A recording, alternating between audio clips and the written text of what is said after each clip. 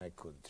Onda grad koji budi ogromnu energiju. Dakle, da se razumemo, nemam ništa protiv Njujorka, naprotiv. Volim taj grad, tamo sam mnogo živeo i slikao. Međutim, ovo što se dogodilo, a što nije Spielbergova produkcija, u prvom trenutku sam mislio da je to trik stari Orsona Wellesa kad je objavio reportažu o dolasku Marsovaca u New York i izazvao ogromnu senzaciju. Ovo je, nažalost, bio surovi život. Prestao je film, počeo je život. Pratio sam pažljivo sve, kao i svako, naravno. Priče o teroristima, o zaverama, o nesreći, o poginulima, o svemu. Međutim, ono što me zaprepastilo u svemu tome, niko nije pomenuo Boga. Znate, ja verujem da vaša ideologija, vaše poreklo ideološko, što ja vrlo poštujem, je verovatno ateističko, pretpostavljam, ali ja sam ne fanatik, ali jedan normalan vernik, kao svi koji su imali babu i dedu, koji su ih tome naučili. Znate, niko se nije setio da se ta stvar ponovila u stvari. Pre 12.000 godina postao je grad Vavilon. To je bio najmoćniji grad toga sveta. I u Bibliji piše, a potvrdili su i mnogi istoričari umetnosti, ima u svakoj istoriji umetnosti i u svakoj istoriji, da su građani Vavilona hteli, osiljeni svojom moći i sigurnošću, sa mnogo robova, mnogo ratnih zarobljenika, mnogo zlata, da podignu kulu koja će dotaći samo nebo. I oni su je podigli. Danas ta visina ne izgleda impozantno. Ta kula imala je 6 spratova, ne ove veličine kao kod nas, nego mnogo većih. Imala je 110 metara. Ja sam bio u Vavilonu i dodirnuo sam svojim rukama zidove, ostatke vavilonske kule, njegove ulice koje su u to vreme imale asfalt. Možete misliti 12.000 godina pre naše ere, asfalt, čiji tragovi još postoje. I kada su postigli tu visinu, odjedanput se zemlja je zagrmela i nebo, zatresla se i ta kula je srušena u prah i pepeo. Od nje nije ostalo apsolutno ništa. Od tog trenutka ljudi koji su govorili jednim jezikom počeli su da se ne razumeju, počeli su da govore svi na svom jeziku. Vidite, ja sam bio u World Trade centru, naravno, kao i mnogi koji su bili u New Yorku. Penjao se tim brzim liftovima na vrh.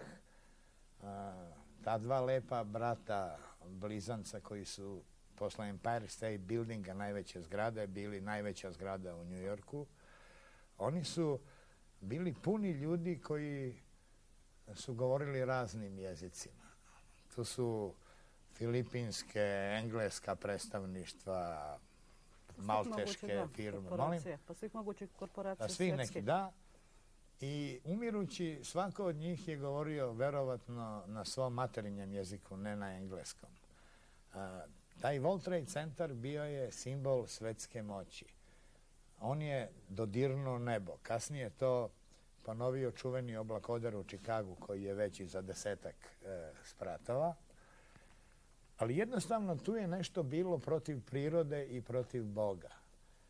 Jednostavno, Bog pravi neku ravnotežu, ne neku, nego jedinu pravilnu i jedinu moguću. I ne morate biti mnogo religiozni, ali baba vas je naučila da ako učinite zlo, da će vam to Bog platiti, da će vam se to vratiti na neki način. I odjedanput je taj velelepni spomenik pobede čoveka, dosezanja neba, finansijske moći i svega ostalog na naše oči pao kao Vavilon. Mi smo u stvari gledali direktni prenos rušenja Vavilona. Nije važno da li su to teroristi, zemljotres, Božji prst, oluja ili bilo šta drugo. I u tom trenutku ja sam analizirao svoja osjećanja. Naravno, žao mi je svakog čoveka koji je poginuo u toj zgradi i oko nje. Mislim na njihove porodice, na njihovu decu, na njihove živote. Mislim na scenu kada neko sa hozentregerima i kompjuterom pije kafu iz kartonske šolje i kuca na kompjuteru i vidi kako mu se približava kljun nekog ogromnog aviona. On verovatno u tom trenutku misli da je to balon reklama za Coca-Colu koja često plovi iznad Njujorka. Ali vidite, kad sam video te otpatke i ruševine, mene je to manje dirnulo, moram da vam priznam. Te ruševine moći, nadljudske. Manje su me dirnulo nego kad sam video ruševine u Surdulici američkih Tomahawka, tu sirotinju, te gvozdene krevete, te ćerpiće, te trule letve i grede, te lonce, to pitanje dečaka, tata, di ćemo da spavamo noćas, tu sirotinju. Ipak razmišljao sam, ovim u World Trade centru je bilo lakše da umru, teže da umru nego nama ovde. Prvo, mi smo navikli na umiranja, a drugo, mi nemamo šta da ostavimo, nikakvo bogatstvo. Ali zamislite vi ostaviti bazene, kredite, kuće, privatne avione, ogroman novac.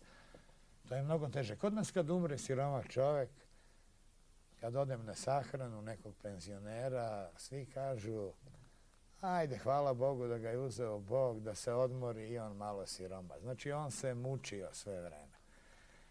Jednostavno, dogodilo se nešto što iz osnova menja pogled na svet. Vidite, u Americi, u svakom hotelu, na noćnom ormariću stoji Biblija. I to je strašno lepo. Međutim, ja mislim da Amerikanci ipak, i pored svih sekti, i pored svih crkava i redovnog odlaženja, više čitaju berzanske izveštaje i telefonske imenike od Biblije. Jer da su čitali Bibliju i zaista da su verovali, to im se sigurno ne bi desilo.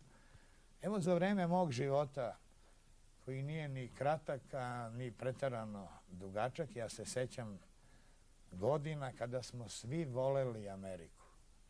Amerika je bila naš spas od ruskog totalitarizma, od ruske opasnosti, od Sibira, od tenkova, od svih ružnih stvari, od ružne literature, te pionirske koju smo čitali. Voleli smo džez. Nadamnom je više i duže vladao Louis Armstrong nego jedan američki predsjednik. I šta se to dogodilo da polovina planete mrzi danas Ameriku? To bi Amerika trebala da se zapita.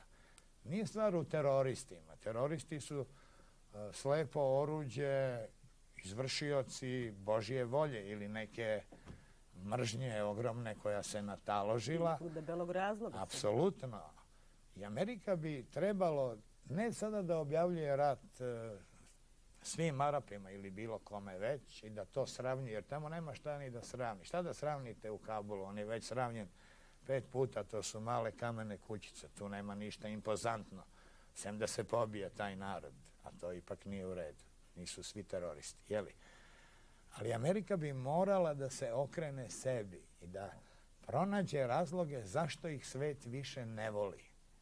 To je strašno važno za Ameriku, da se vrati sebi, najpre da povuče sve svoje trupe, ma gde one bile, da se vrati Marku Tvenu, da se vrati pionirskoj tradiciji, da se vrati onom što je najlepše u američkoj civilizaciji, koja je zaista po ljudskoj meri pravljena. To su male kuće, mali travnjaci, sitni, dobri životi. Znate, niko nas ne mrzi u Americi. To je stvar kompjutera i ljudi iz Pentagona, koji je takođe ne bez Božjeg razloga pogođen.